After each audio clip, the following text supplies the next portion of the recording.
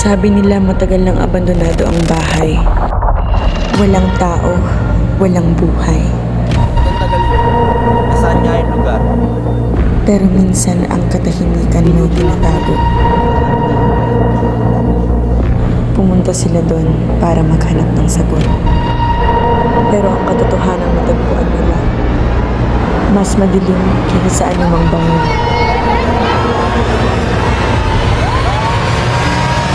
Pinagmamasdan sila. Sinusundan.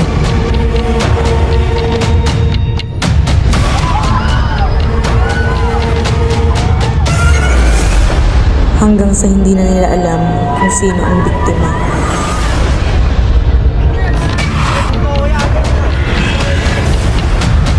Dahil ang takot, hindi hinahabol.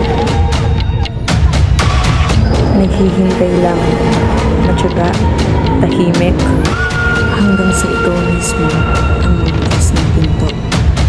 May mga lihim na mas mabuting hindi tuklasin.